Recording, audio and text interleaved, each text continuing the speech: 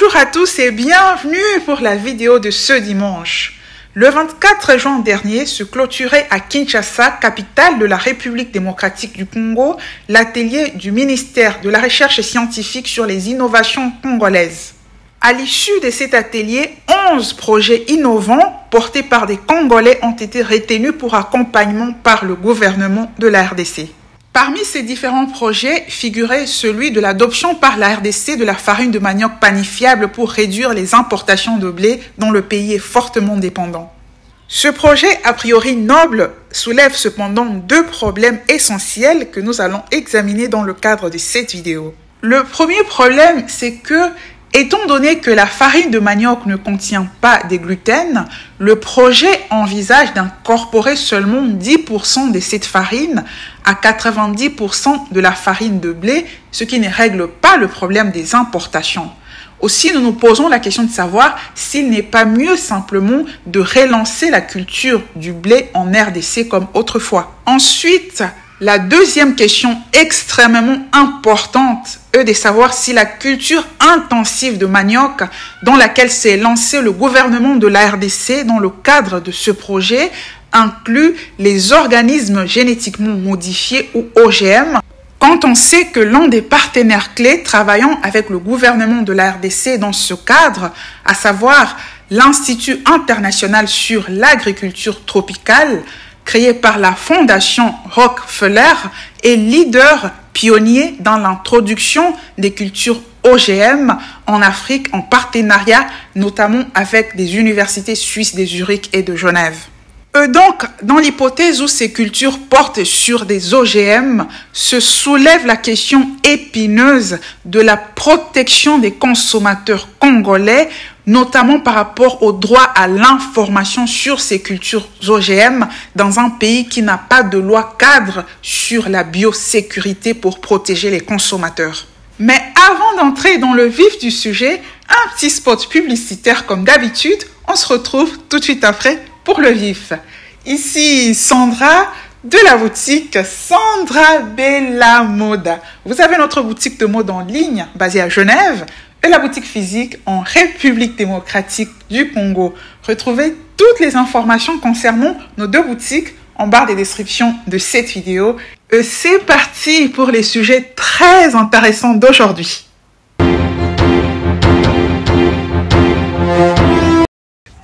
Voilà les amis, nous allons aborder le fond de notre sujet d'aujourd'hui, mais avant cela, je tiens à souhaiter une très chaleureuse bienvenue aux centaines de nouveaux arrivés sur la chaîne. Les nouveaux abonnés, vous êtes les bienvenus chez Sandra Bella Moda. Et pour nous plonger dans le vif du sujet, je vous propose de suivre ce petit extrait. On se retrouve tout de suite après. Il est temps que le sol prenne sa revanche sur le sous-sol. Je puis vous assurer qu'aucune province de la République démocratique du Congo ne restera en marge de cette marche vers l'atteinte de l'autosuffisance alimentaire. Ces paroles que vous venez d'entendre sont de l'actuel président de la RDC, Félix Tshisekedi, prononcées exactement le 8 octobre 2019. Et c'était à l'occasion de l'inauguration du laboratoire agricole de Kalambo dans la province du Sud Kivu, Kalambo étant situé à 20 km de la ville de Bukavu. Ce laboratoire agricole est en effet le plus important en Afrique centrale, qui a été nommé en l'honneur de l'ancien président nigérian Olusegun Obasanjo. Si vous ne connaissez rien à cette histoire, vous me demanderez, c'est qu'un ancien président nigérian a à voir avec un laboratoire agricole à l'est de la République démocratique du Congo. Eh bien, il faut tout simplement noter que ce laboratoire agricole de Kalambo en RDC a été financé par l'Institut international sur l'agriculture tropicale dont je parlais précédemment. Or, il s'est fait que cet institut a été fondé en 1967 dans le cadre d'un partenariat entre la Fondation Rockefeller et le gouvernement du Nigeria.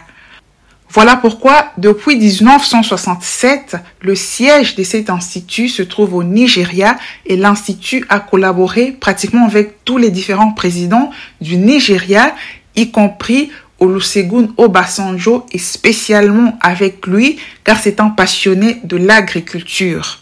Un secteur justement qui l'a rendu milliardaire avant même qu'il ne devienne président du Nigeria.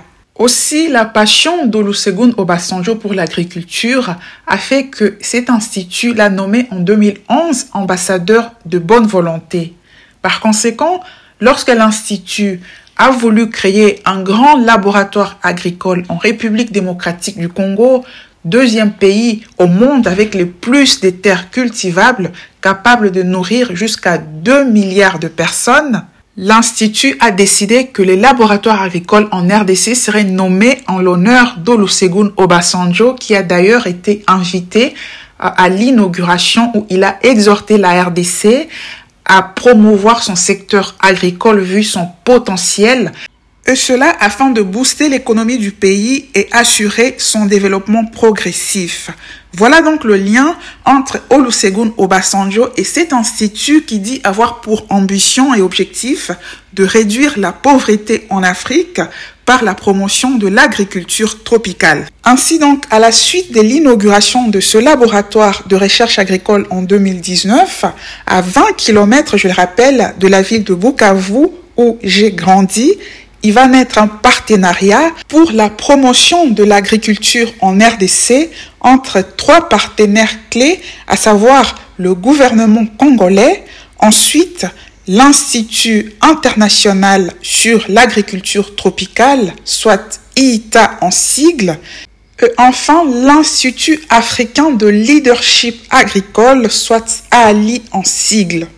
C'est donc dans ce cadre que le président de la RDC va mettre en place en 2022 le programme Agenda de la transformation agricole en RDC, soit ATA en sigle, avec pour objectif de promouvoir le secteur agroalimentaire en République démocratique du Congo avec 7 cultures principales, à savoir premièrement et surtout au centre de ces cultures, le manioc, ensuite le maïs, le riz, le soja, les haricots, la banane plantain, l'huile de palme. Ce programme de la présidence congolaise ATA RDC, exécuté par le ministère de l'Agriculture, va donc commencer les travaux sur un premier site agro-industriel situé à Mongata de 1500 hectares exploitables.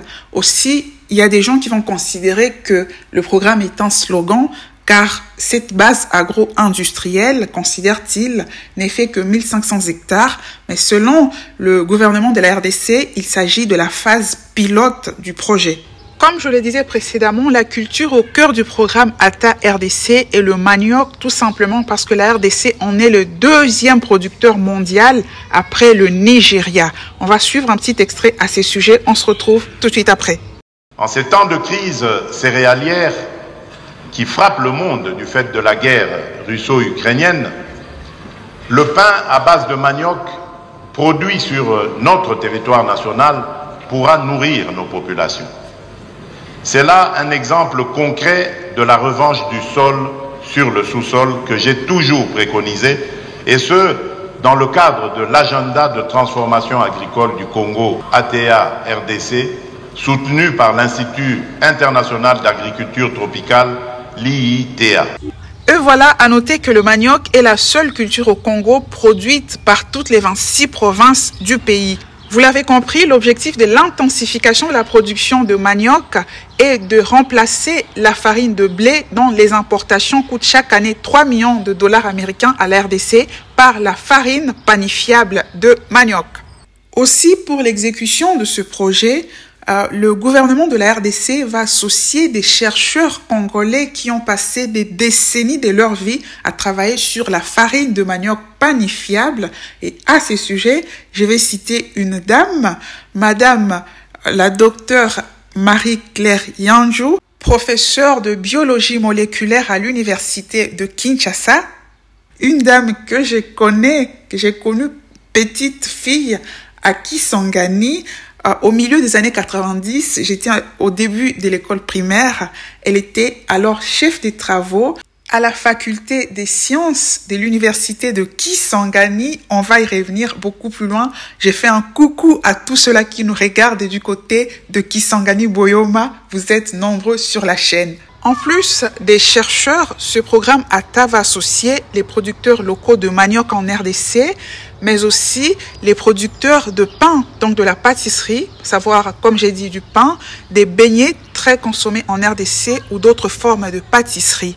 Le personnel de ce programme va commencer déjà à livrer à ces producteurs de pâtisserie de la farine panifiable à incorporer dans la pâte pour leurs différentes productions, que ce soit pour le pain, les beignets ou d'autres formes de pâtisserie à hauteur de 10%, pourcentage retenu par le ministère de l'Industrie et de la Promotion des petites et moyennes entreprises.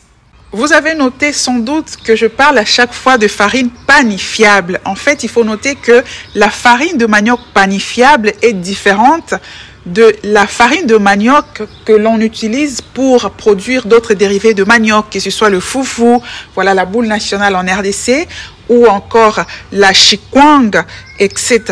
En fait, la farine de manioc panifiable est produite sur base d'un procédé technologique spécial.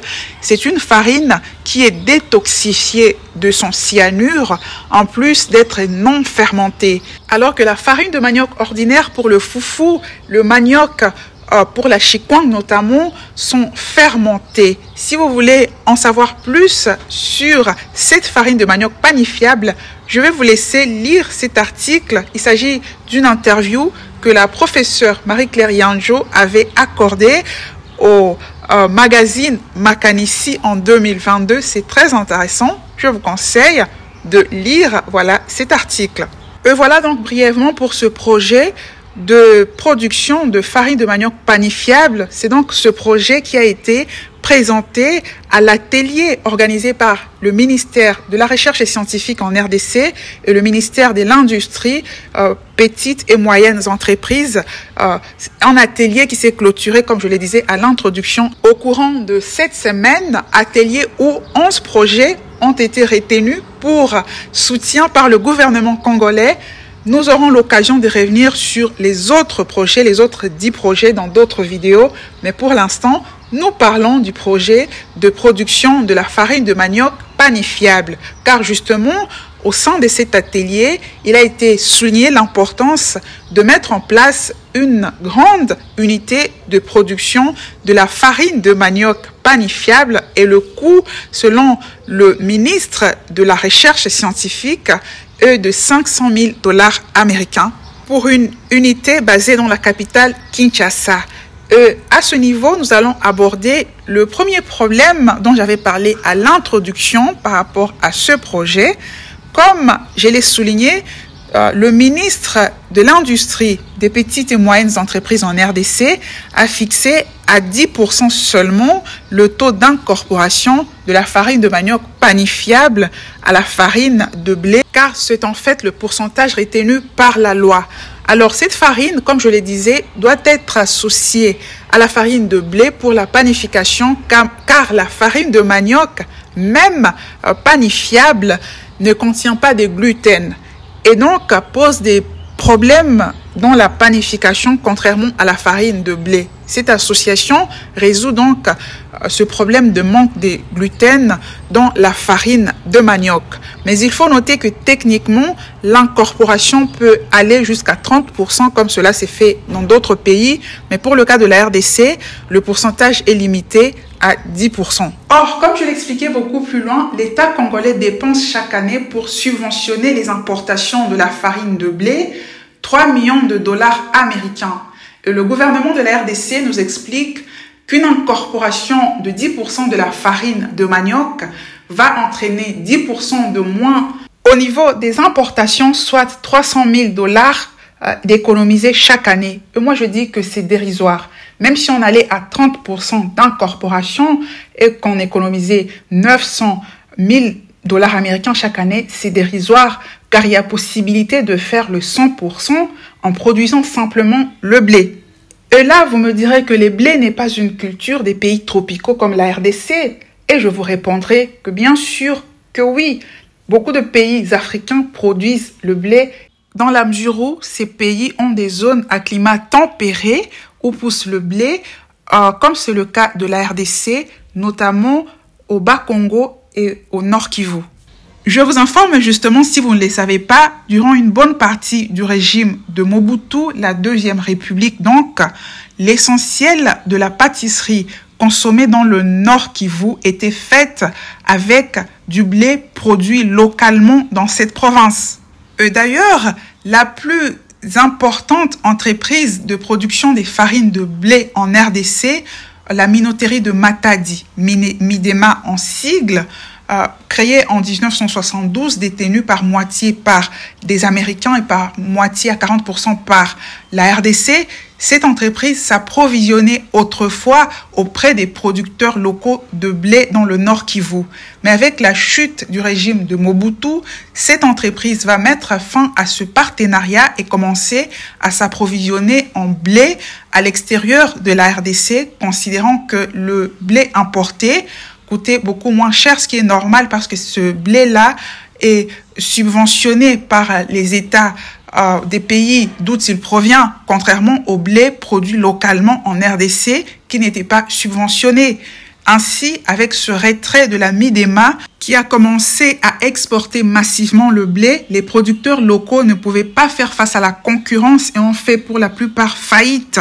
Voilà comment l'importation tue l'économie congolaise. Par conséquent, la meilleure solution, c'est de relancer la production de blé sur place en RDC, car l'incorporation de 10% de la farine de manioc ne va pas mettre fin à ce problème d'importation qui tue l'économie.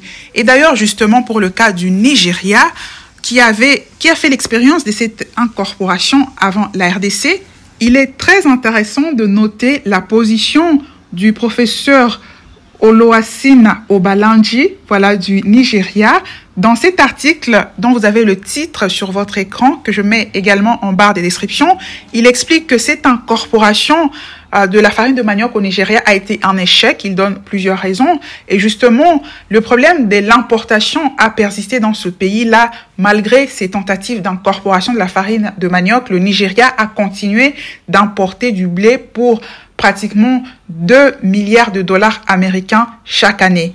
Car en fait, alors que le Nigeria consomme presque 6 millions de tonnes de blé chaque année, il en produit qu'entre 700 000 et actuellement pratiquement 350 000 tonnes par an. Voilà pourquoi la dynamique aujourd'hui au Nigeria, comme le préconise justement ce professeur, c'est d'intensifier la production du blé sur place au Nigeria, notamment dans la région du Nord, dont le climat au Nigeria est propice à la production du blé. La RDC devrait faire pareil, voilà, intensifier la production du blé, comme il y a des appels, des initiatives privées dans ce sens-là, mais il est important qu'il y ait une intervention de l'État, car pour le programme ATA de la présidence de la RDC, vous remarquerez que parmi les cultures mises en avant, il n'y a pas le blé, il n'y a que des cultures dites tropicales. Aussi, pour le cas de la RDC, on pourra produire les deux farines, la farine de manioc panifiable et la farine de blé, de manière à laisser le choix aux pâtissiers. L'important étant qu'aucun pâtissier ne manque la matière première qui l'intéresse, en même temps que l'État aura résolu le problème de l'importation de blé à 100% pour le bénéfice de l'économie congolaise. Et aussi très important, cette farine de manioc panifiable est très intéressante pour les personnes intolérantes au gluten. Voilà les amis, avec ça, nous avons terminé ce premier problème de l'incorporation de 10% de la farine de manioc à la farine de blé. Et maintenant, nous allons parler de la question épineuse, voilà, des cultures de manioc génétiquement modifiées au sein des pays africains. Car, comme je l'expliquais au niveau de l'introduction, l'Institut international pour l'agriculture tropicale est très porté sur l'introduction au niveau du continent africain des cultures génétiquement modifiées, donc transgéniques. Ainsi, par exemple, en 2018, cet institut, en collaboration avec l'École polytechnique fédérale de Zurich, rattachée à l'Université de Zurich en Suisse, a introduit au Nigeria une nouvelle forme de variété de manioc génétiquement modifié censée résister aux différents virus qui attaquent cette plante. Le gouvernement du Nigeria de l'époque, c'est-à-dire en 2018, de Muhammadu Buhari, a accordé son autorisation pour cette plante et des ONG nigérianes, plus de 80, se sont dressées contre cette décision. Elles sont même allées en justice où elles ont été déboutées par la justice nigériane. En août 2018. Aussi, en septembre 2018, l'ONG Swiss Aid a publié un communiqué de presse pour dénoncer cette attitude avec des mots très parlants. Ce communiqué de presse que je mets en barre des descriptions était intitulé « OGM, l'Afrique comme laboratoire expérimental de l'école polytechnique fédérale de Zurich ». En bref, dans cet article, cette ONG suisse explique que cette école polytechnique profite de la faiblesse du cadre législatif sur le continent africain concernant la question des OGM pour obtenir des autorisations d'expérimentation qu'elle n'obtiendrait pas en Suisse où le cadre juridique est très strict et protecteur des citoyens. Ainsi, par exemple, en Suisse, la loi oblige tout fabricant de mentionner lorsqu'un produit est génétiquement modifié ou contient un produit génétiquement modifié de manière à ce que l'acheteur soit informé que le produit est génétiquement modifié. Or, comme le souligne Swiss Aid, sur le continent africain, ces manioc génétiquement modifié, dans le cas d'espèce au Nigeria, était en train d'être expérimenté sur des populations qui ne savaient même pas qu'elles consommaient du manioc génétiquement modifié.